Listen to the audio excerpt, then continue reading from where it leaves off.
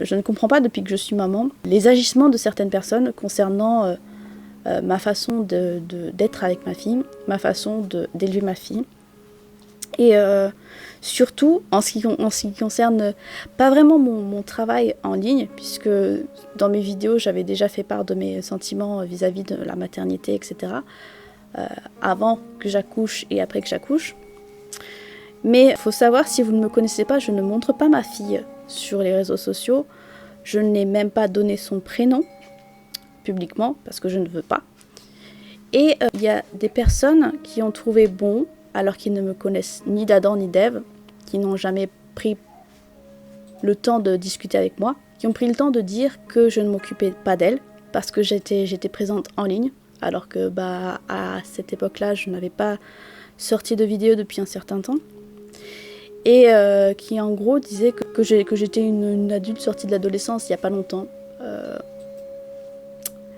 Je vais avoir 27 ans au mois de novembre, mais c'est gentil de me dire que je suis toujours une adolescente.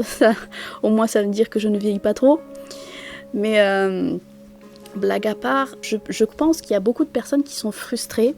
Alors je ne sais pas pourquoi, peut-être parce qu'ils voient qu'une fille ose parler de tabous sociaux en ligne, ou s'engage auprès d'une communauté à être dans la modération et à faire son travail de façon juste et équitable envers tout le monde.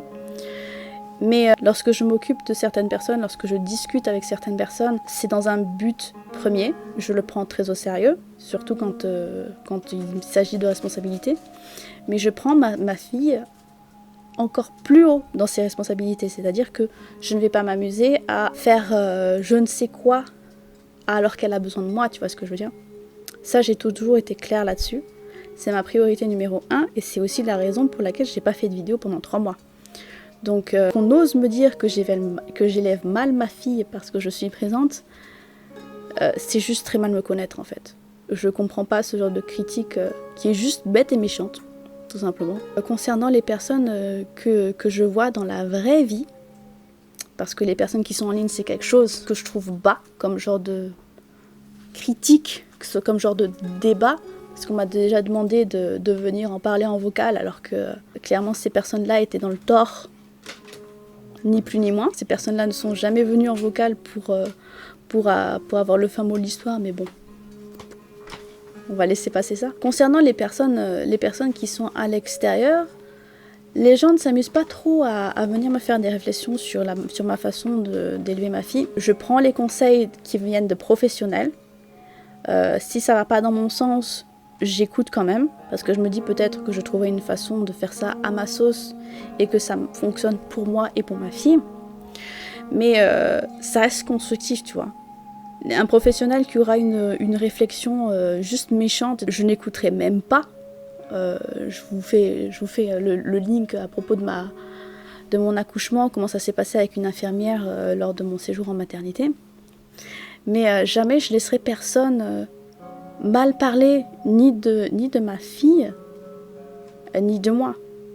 Surtout de ma fille en fait. C'est-à-dire que tu peux m'insulter en ligne, limite ça me dérange pas. Au pire du pire, tout ce qui va arriver, c'est que je te demande de venir en vocal et que je vais te mettre ton nez dans ton caca. Et au mieux, je te bloquerai tout simplement, quoi. Mais ça me dérange plus qu'on s'attaque à ma fille, que je n'ai même pas mis en avant sur les réseaux sociaux. Elle n'apparaît vraiment pas sur les réseaux sociaux. Et qu'on ose me dire ce genre d'horreur, quoi. Vraiment. Je trouve ça grave, en fait, de venir diffamer. Parce que, en aucun cas, ce qui a été avancé n'était vrai. Donc, ça, c'est passible de prison. Je peux porter plainte avec ce genre de propos. Et je rigole même pas, en fait, avec ce genre de propos. Je trouve que c'est tellement bas et ça n'a vraiment pas lieu d'être. Depuis que je suis maman, la critique gratuite et méchante, je trouve qu'il y en a encore plus qu'en temps normal. Je comprends pas pourquoi est-ce qu'on s'en prend tellement aux mères pour rien du tout. C'est vraiment quelque chose que j'ai sur le cœur depuis un certain temps et j'aimerais que les gens arrêtent tout simplement parce que tant que t'as pas ton propre enfant, tu peux pas savoir. Et tant que tu connais pas la personne, tu peux pas savoir non plus, tu vois. Ça m'énerve, mais vous pouvez pas savoir à quel point ça m'énerve, quoi. Tous les jours, je vois sur Instagram même des mères qui critiquent d'autres mères juste parce qu'elles font les choses différemment d'elles et qui vont s'imaginer des trucs midi à 14h, c'est même pas vrai, machin. Mais je comprends même pas pourquoi est-ce qu'on se prend la tête autant pour ça, tu vois. Du moment que tu diffames pas quelqu'un, ça va normalement, tu vois.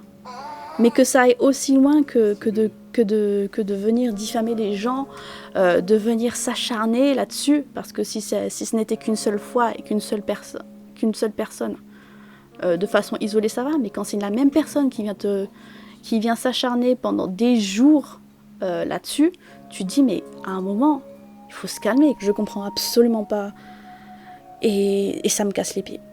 Très honnêtement, ça me casse les pieds. Vraiment, d'habitude, ça me passe un peu par-dessus la tête, mais là, c'est un point où vraiment ça m'énerve. J'ai envie d'envoyer chier tout le monde.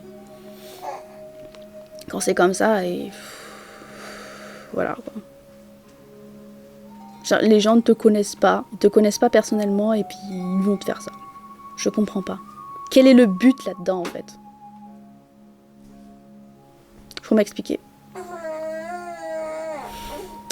Bon, bah je vous laisse. J'ai un peu trop traîné, entre guillemets.